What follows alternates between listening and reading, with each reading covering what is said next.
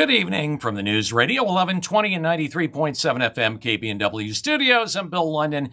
I co-host the Wake Up Call 6 a.m. to 9 Monday through Fridays right here on KPNW, streaming worldwide at kpnw.com. Do you have questions in particular about your insurance? Now, I'm not talking about trigonometry. I'm not talking about pi r squared. I'm talking about your insurance, which a lot of times can seem like pi r squared if you've only taken basic math in about second grade. Insurance can be tough. It can be tricky, whether you're talking about your homeowners, whether you're talking about your life insurance, whether you're talking about medical insurance. Medicare can be an absolute mess. And so generally, you always have questions. Well, there's a guy that you can call for answers, and that's Sean Sutherland of Ask Insurance. You've got questions? Ask Sean. That's why he's there. That's why he named his insurance company Ask Insurance, because he just wants you to call him and ask him questions, I guess. All right, here's a look at the stories we're following. Federal courts could soon decide whether trans athletes are going to be allowed to compete in women's sports in Oregon. So a lawsuit filed in federal court on behalf of 3 student athletes claims that Oregon's policies violate Title IX by discriminating against women. Now, in the names of the Oregon School Activities Association, it names them, Oregon's Governor Tina Kotek, and 3 different school districts as defendants. Leanne O'Neill, one of the lawyers that filed the lawsuit, says when males who identify as transgender are allowed to compete in categories designated for females, there inherently necessarily becomes a violation that occurs, and there is no longer the equal opportunity for females. Title IX, by the way, was a federal law enacted back in 1972, and it prohibits discrimination based on sex in educational settings and also includes protections against sexual harassment. Now, according to the lawsuit, one of the plaintiffs, one of the athletes, has competed since the 5th grade. And as a sophomore in high school, she even broke the state record for the fastest time in the 400-meter race for a female athlete in her class. But the lawsuit alleges that she went on to lose 3 separate times to the same transgender athlete, including in the state championships. Well, White House border czar Tom Homan may be visiting Portland. Now, the visit appears to be in response to ongoing protests and claims of assaults on federal officers at the Immigration and Customs Enforcement Processing Facility in South Portland. The U.S. Attorney's Office so far has charged over 22 individuals with crimes at the facility, ranging from assaults on federal officers, arson, and vandalism. Demonstrators have been protesting against ICE raids and deportations. Now, in an interview, Homan said, "They're not going to bully us." And I don't know whether that's the protesters or local governments, given that Portland is a sanctuary city and Oregon is a sanctuary state. Homan further explained the White House's focus on sanctuary jurisdictions, stating, "President Trump said it 2 weeks ago. We're going to double down, triple down in sanctuary cities. Why? Not because they're blue, but because we know they're releasing public safety threats to the streets every day."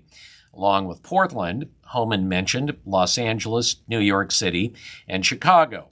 And while that threatened visit drew all sorts of hate from Oregon's elected officials, one, at least Senator Ron Wyden, took a different tact.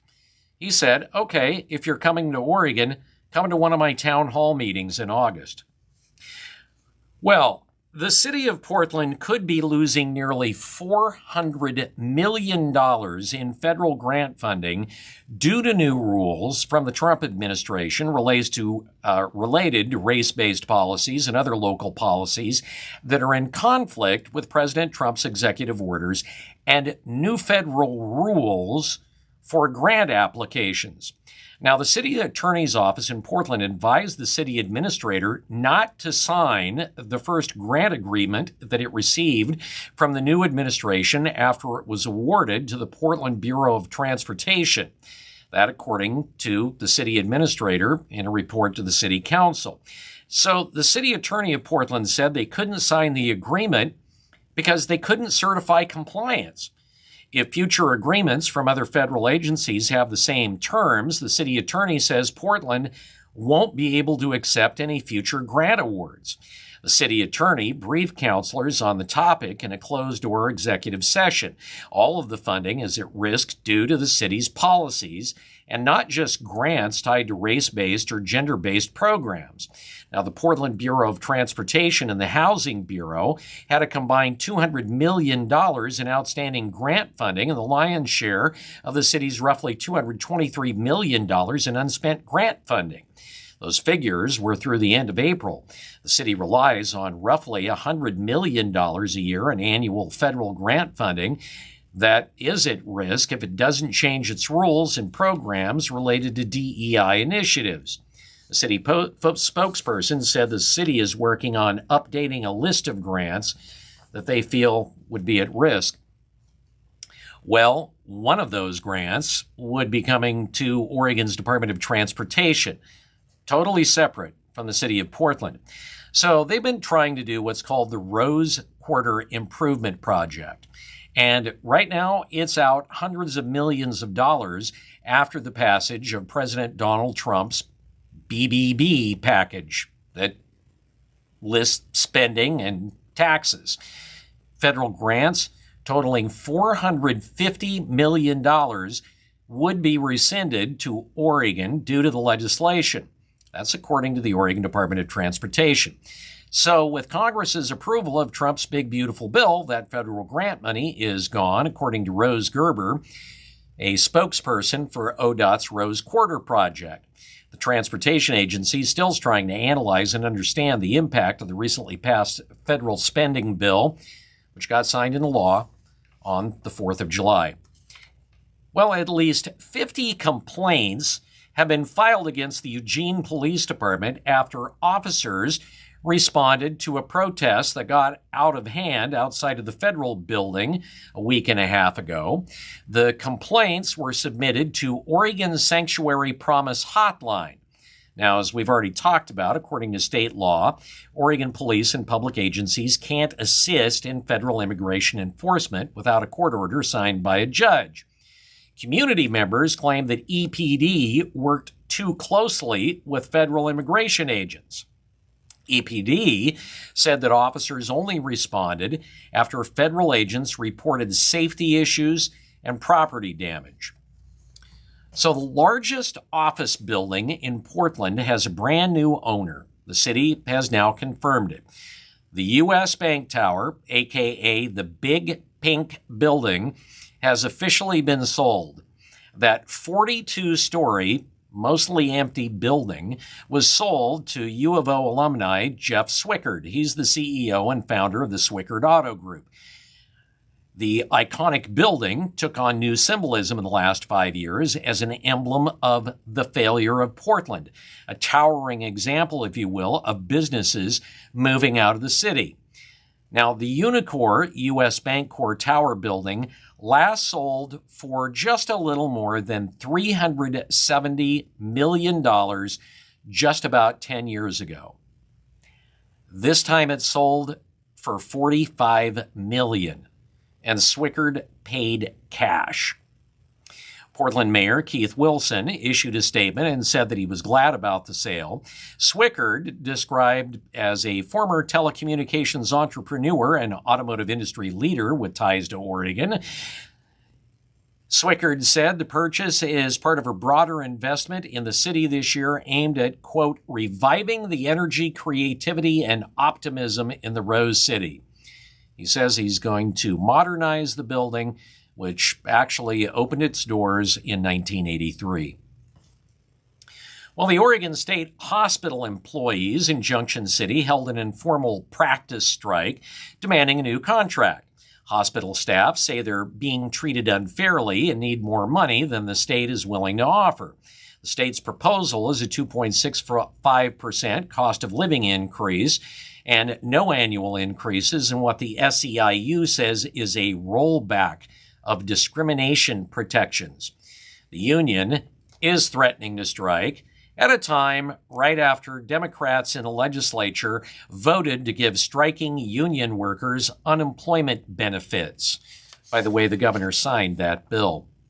Well, we've been talking about this potentiality of layoffs at Intel, Oregon's largest private employer.